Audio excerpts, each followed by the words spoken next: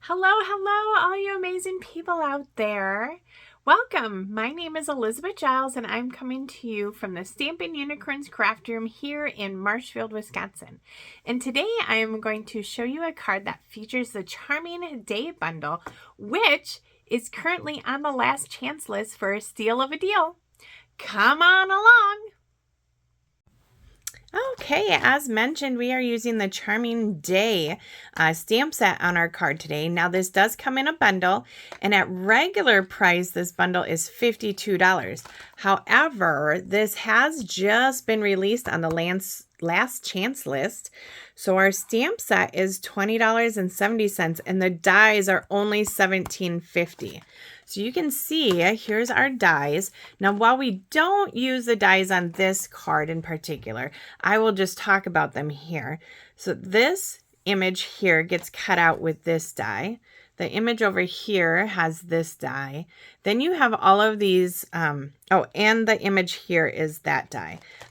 My dies are a little a little used and abused, so they're not really sticking very good. But you can see how you have some images that will just cut out the pieces themselves, and you don't need the stamp set to go with that. But totally your choice. Like I said, stamp set is $20.70 and the dies are $17.50. So instead of you paying $52 for this bundle, you're going to pay a whopping $38.20. So check it out, and I'm going to show you a card utilizing our Stampin Blends. I absolutely love our Stampin Blends. And what they are is they are alcohol-based markers. When you purchase them, you purchase a set of markers. It comes in light and dark of each color. And then each marker itself has a bullet end and a brush end. Boom. So you can see they're very versatile with just their offerings here. Now, when you're using the alcohol blends, you do need to stamp in a water-based ink. All of our classic stamp pads are water-based, and then if you're going to use a black, you want to use Memento Black, and that will be your best case scenario when using the alcohol markers. Then it doesn't smear all over the place. So we're going to grab our packet. When you come to my class, you will get your packet. Most of the items will be embossed and die cut out. I do hold a little bit, one or two here, so that when we have people that don't know how to do the items, they can do the items themselves. So I've die cut a circle, and this circle comes from nope, not that one. It's just oh my gosh, it's been around for a while. I'm sorry, I don't remember. But here you can see the circle size is almost the palm of my hand. I did go ahead and use birch bark and emboss this piece, and I will give you the dimensions of the paper here too. So let's go ahead and do that. All right. So our card base is 5 1/4 by 8 1/2, and then fold it in half at 4 1/4. So if you like to score your cards ahead of time, you would score it at 4 1/4. I'm just going to take my bone folder here and give it a good crease. And then the first thing is this piece. So this is the full size of the card front. So this is going to be 4 1/4 by 5 1/2. And again, I embossed that in the birch bark. This color is Timid Tiger. It's one of our new colors for this set of ink colors. Ink colors are good for 2 years, so it will stick around until 2027. And I'm just taking a sponge dauber. You get 5 of these little guys in a package, and we're going to just add some ink color to it. So I'm just going to cross it sideways because I just want it to pick up on those ridges. And look at all of that. All right. just bringing out all of that intense color. And how dark you get it is up to you, but you can see the difference. That's without the color, that's with. And this is going to get added straight to our whole front of our card. It's going to cover up the whole front. Whenever I add embossed cardstock, I always like to use my green glue. You just need a nice light application of it, like super light, like not thick at all. We're going to put that on and then shimmy it into place. There we go. And voila. So that is what our card front's going to do. The reason why I have a separate piece is because when you emboss, it breaks those fibers in your cardstock and it would create a weak front. We don't want to be weak. We are strong, right? Okay. Now this guy's going to get set aside. The next piece we are working with, this is our inside piece. So just white. This is 4 inches by 5 1/4. And then we also have our circle. So I'm just grabbing the pieces we're going to do our stamping on. And then we have a piece of white. And this little guy, let me just make sure. Yep, it's 0.75 or 3/4 of an inch by 1, 2, 3 inches. Okay, so those are the pieces that we have. And I already have our roses, our single flower, our sentiment, and then our inside sentiment. Okay, and we are stamping our flowers in the early espresso. We want a dark outline, but I didn't want it as dark as the black. The flower image is going to go right over this. Some of it will hang off, and that is okay. Boom. And then we also have a flower on our inside. And I'm going to grab the envelope and put a flower on the envelope as well. Okay. Now let's stamp our sentiments. And both of those are going to get stamped in Berry Burst. So on the inside, it's the You Made My Day. This is a thank you card. Now I remember that this is off slightly. I'm just going to bring in a piece of scrap and stamp it. And yeah, it kind of stamps a little upwards. So I'm going to try my best. Perfect. Okay, and then the thanks, that stamps pretty straight. We'll bring that into here. Perfect. Okay, so all the stamping is done, and now we have a little bit of coloring to do. Boom, boom. So a lot of you guys ask me how to color with the blends, and there really is no rhyme or reason, but I will show you my 2 techniques that I use the most often. When I am working on white, because that just is a little different than working on a colored cardstock, the way the white absorbs the color and the saturation is just slightly different. So I'm going to show you my standard way of working on the white. Now, mind you, this is a very small area, but I would use my dark color first, and I'm going to grab where I want it to be dark. And you do not need to push down. These markers are going to color so seamlessly, so elegantly. Like literally, I am barely touching this paper. Okay, now we are going to come in with our light color, and I'm using Mossy Meadow here. And we are just going to go over the top of everything. That's going to blend our colors together.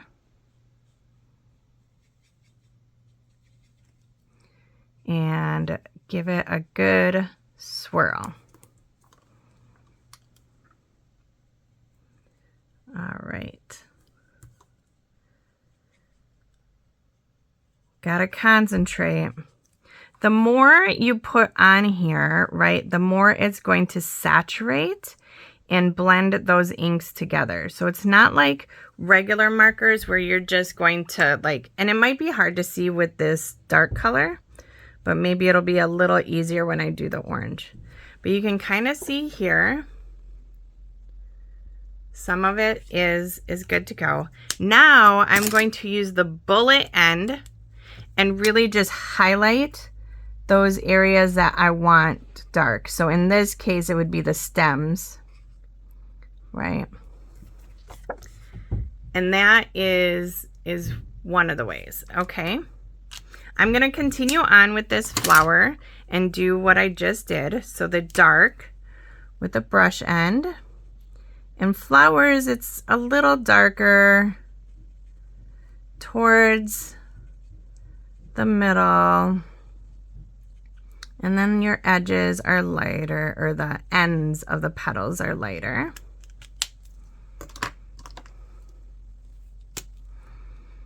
And so again, I'm just going over the whole thing, blending out that line.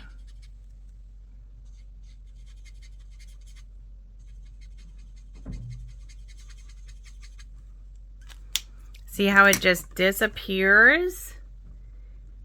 But it has that little bit of, and then on this one, since I don't have like a hard line, I am going to use the brush tip and just come in right next where I want it just to be dark. And it sort of like just disappears right into there. Okay, the last part is going to be this inside. And since there's not very much, I'm going to just, oops, come in with the light, go over the whole thing, and then use the dark bullet end and just go over those lines. Because you're not going to see very much of a difference, but you know, it's there. All right, so that's the first way that I typically tend to color. You can see. Now on this piece here, this is on colored cardstock, so it will absorb the ink just a little differently.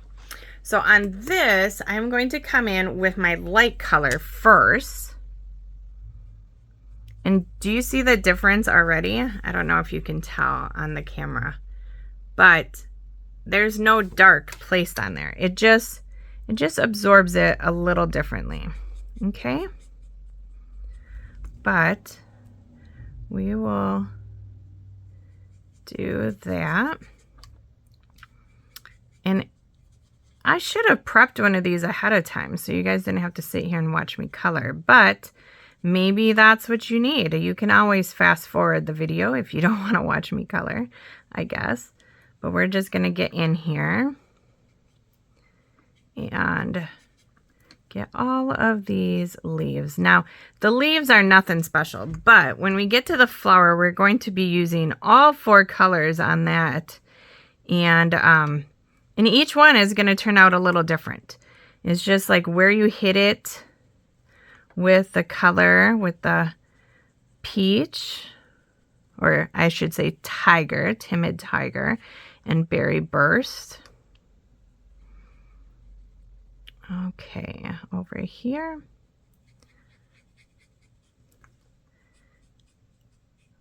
Okay. Almost done. Okay, so that is just one color. Now we're going to come in with our brush end and go over where we want it to be just a little darker. Again, I'm not going to have like too much shading on these guys, but you will see some of it will go away. Some of it will blend in right away. I don't need a lot of depth in these leaves. Okay. Now we're just going to blend those edges with our light color. Again, we don't want too much going on here. I I mean, this technique works on the white too. It really is just whatever you find works best for you, whatever you remember you're going to do. And we're just getting those edges because it will layer. So even if I just did like light on light, it will layer those colors. Let me just show you here. Where's a piece of white scrap? White scrap. Oh, well, we'll have this end we're going to end up cutting off. So, okay. So if I did the light and then I let that dry and then I'm going to come back and do the light again, you'll see how it'll darken. Okay. So for our rows here, actually both of them, we're going to come in and go over the whole thing in our light timid tiger. And literally, you are just going over both of these images.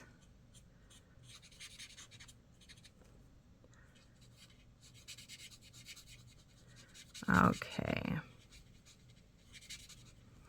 All right. Now with our dark, we're going to come in and give some shading right, like almost up to the edges of those petals. Because we are using 4 colors on here. So and this inside is going to get a little humble jumbled. So whatever you think looks decent. But you can see a slight variation right there. Okay, I'm going to just come back to this. So you see it's dry. Now if I come in here, I can layer it. And do you see how it adds, if it would focus, there we go. It adds that darker tone where it overlapped. So you can use, you know, multiple layers of the same thing. It's going to saturate through your paper. So just remember, like, not to do, like, this is a layer, you know, otherwise you see that through there. Okay. So now we have our 2 colors of our timid tiger. We're going to now come in with our light berry burst.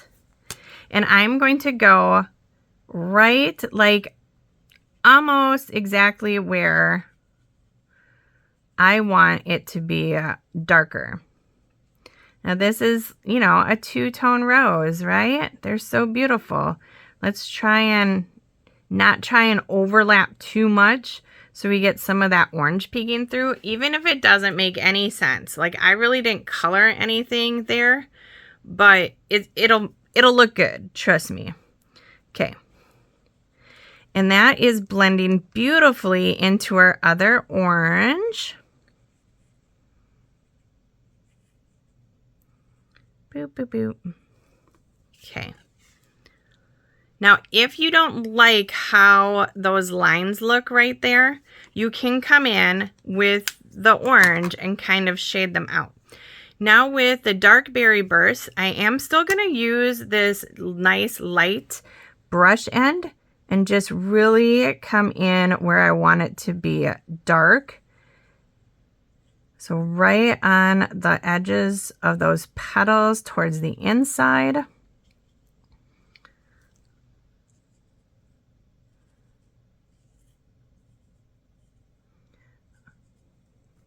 Okay. Now, lastly, I'm going to just come in with this light timid tiger and just kind of give a little schmooze to that berry burst. Basically, I want it to have this orange undertone to it. So I'm just going to go over it just a smidge. Okay, that's our flower. Of course, we have to add a little shimmer. So grab your Wink of Stella. And here too, there's no rhyme or reason where I place this. I just want a little shimmer all over my flower, but I don't want it to be like one solid shimmer. And on the leaves. So just a good squiggle. Which that might be hard to, oh no, you can see that. Okay. Now we have all of our coloring done. Let's go ahead and do the rest of our card here. Whoa. Okay. We're going to snip off this edge.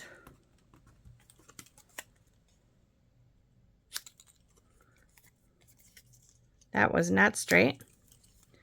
And snip off this edge. Perfect. Now the last piece of card or paper we have is our designer series paper. This is the back side, and then this is, well, this is the back side. That's the front side, but you know, we're going to use this. And this piece is 4.5 inches by 3 inches. And this is going to get glued onto the front,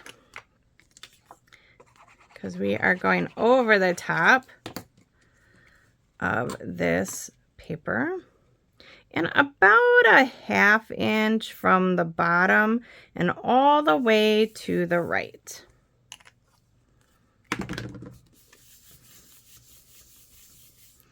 And then the inside, while that is taking hold, it's going to get this piece, and just using some Stampin' Seal. This is my go-to adhesive. Honestly, it's so smooth, so lovely. Okay, there we go.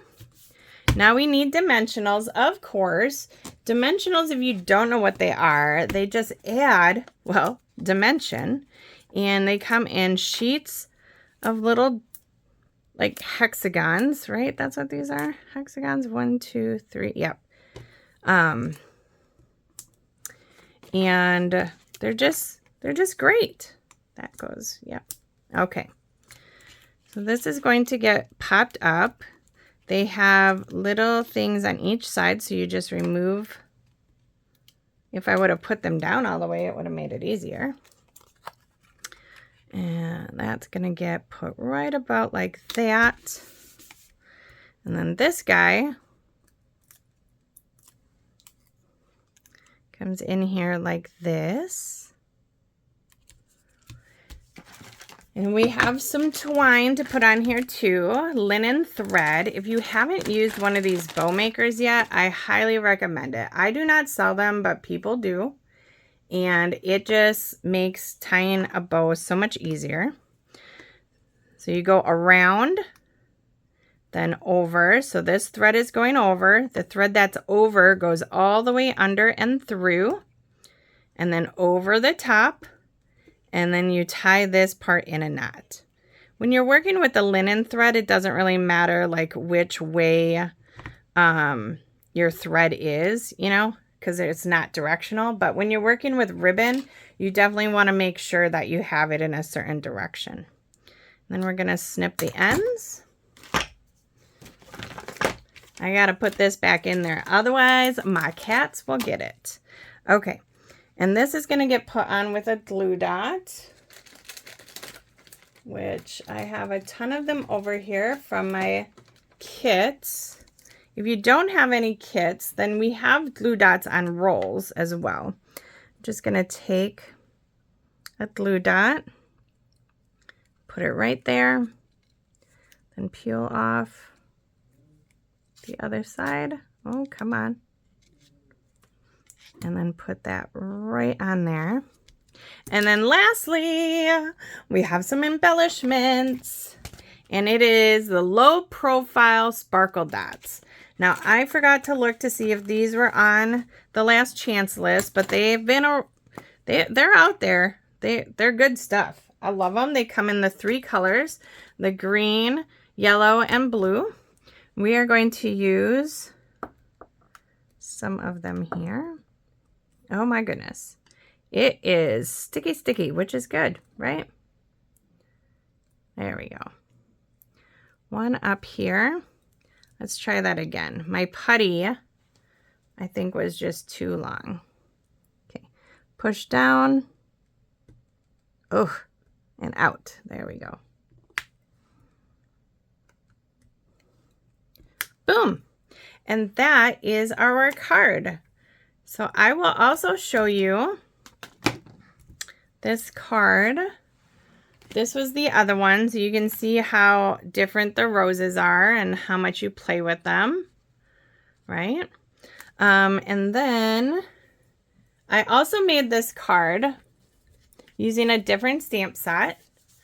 So here it is using, I can't remember what the pumpkin stamp set is called. Sorry. And then I also added another piece of the designer series paper, took out the circle and had this one, which also shows you how beautiful that is, just stamping tone on tone. So I hope you enjoyed this card, and make sure that you get your Charming Day bundle before they are sold out. Have a great day. Bye-bye.